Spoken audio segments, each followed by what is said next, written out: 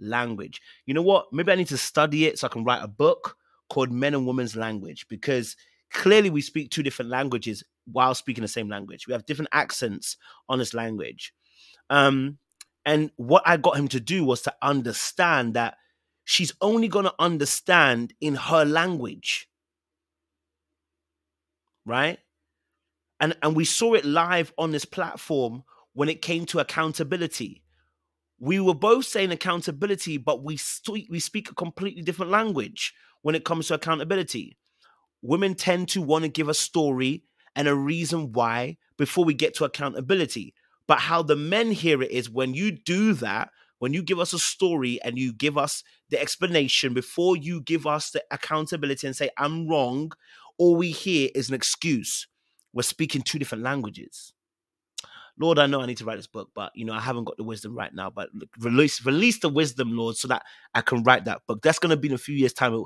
I don't think the experience has settled in just yet. It's going to come though. That particular book, it will be a bestseller in future. Just like love languages, it will be a bestseller because honestly, we are speaking two different languages.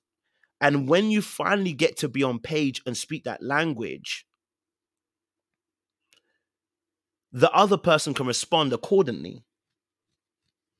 Right? Other person can respond accordingly, and so yes, we are in a space where we need to start learning how to communicate, how to talk, how to get at one another, right?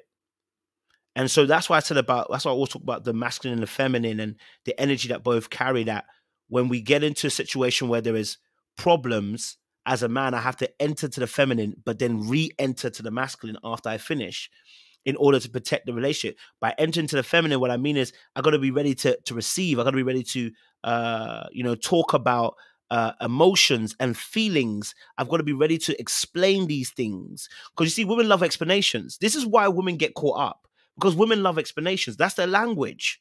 Yeah, you ever notice that? Right? Women love words. That's their thing. Their thing is words, explanations. Tell me this. This is how you get them to listen. You got to explain it. They want to know this. Take me on a tour. Take me on a tour. Take me on a journey. You know what I mean? Let me understand where you're coming from. You know what I mean? Let me understand where you're coming from. And then they can buy in. And so, but with men, it's like, listen, keep it straight, succinct, and quick. You know what I mean? Like, you hurting me. But yeah, no, it's interesting. So we have a situation where someone said the math don't math if there's no explanation, right? Because you feel like we're being cold when we do that. But for us as men, seems like we have a different way of doing things. And that's not all things, but we have a different way of doing things. And it really depends on how intuitively, how feeling based you are, in your personality as well. Because I think also that, although I think it's gender specific, I do believe also that you can be more inclined to that because you have more of a intuitive or a feeling based personality type.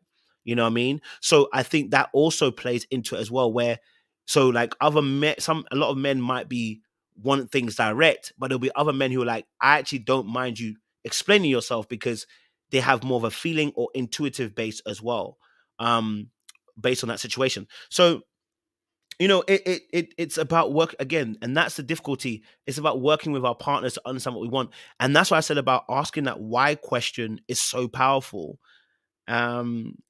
Asking the why question is so powerful.